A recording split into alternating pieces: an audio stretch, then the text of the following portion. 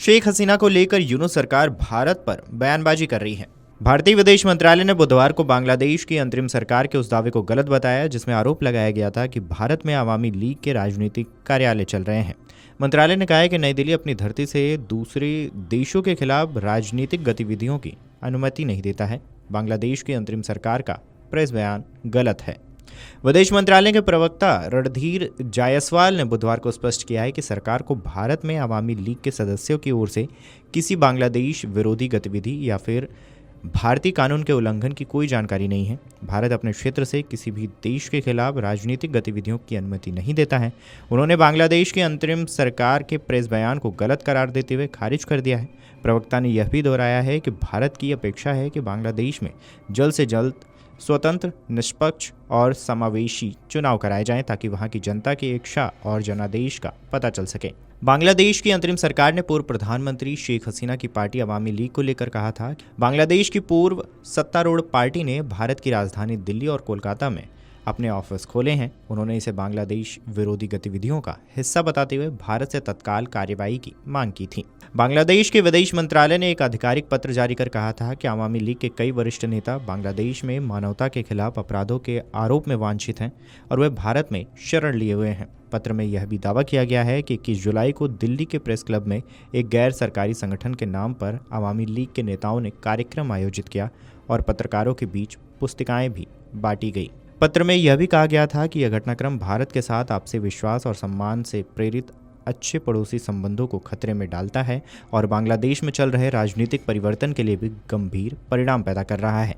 इससे बांग्लादेश में जनभावनाएं भी भड़क सकती हैं जिसका असर दोनों पड़ोसियों के बीच संबंधों को और प्रगाढ़ बनाने के दोनों देशों के चल रहे प्रयासों पर पड़ सकता है।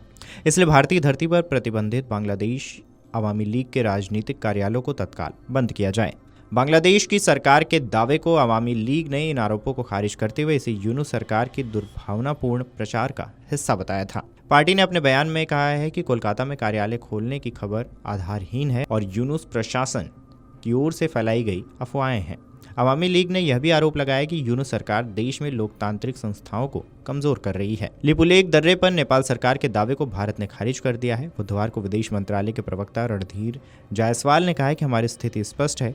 लिपुलेख दर्रे के माध्यम से भारत और चीन के बीच सीमा व्यापार 1954 में शुरू हुआ था और दशकों से चल रहा है। हाल के वर्षों में कोविड और दूसरी घटनाओं के कारण यह व्यापार बाधित हुआ था। अब दोनों पक्ष इसे फिर से शुरू करने पर सहमत हुए हैं। क्षेत्रीय दावों के संबंध में हमारा रुख यह है कि ऐसे दावे न तो उचित हैं और न ही ऐतिहासिक तथ्यों और साक्ष्यों पर आधारित हैं। एक तरफा क्षेत्रीय दावे अस्वीकार हैं। भारत बातचीत और कूटनीति के जरिए लंबित सीमा मुद्दे को सुलझाने के लिए नेपाल के साथ रचनात्मक बातचीत के लिए तैयार है। बता दें कि नेपाल सरकार ने लिपुलेख मार्ग से भारत और चीन के बीच प्रस्तावित सीमा व्यापार पर कड़ी आपत्ति जताई थी।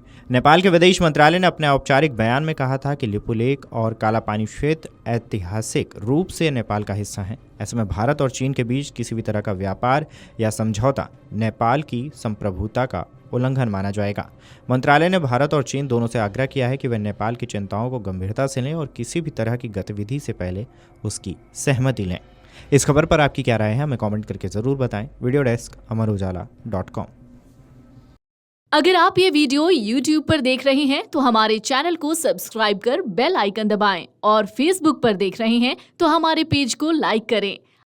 अगर आप ये वीडियो YouTube पर देख रहे हैं तो हमारे चैनल को सब्सक्राइब कर बेल आइकन दबाएं और Facebook पर देख रहे हैं तो हमारे पेज को लाइक करें।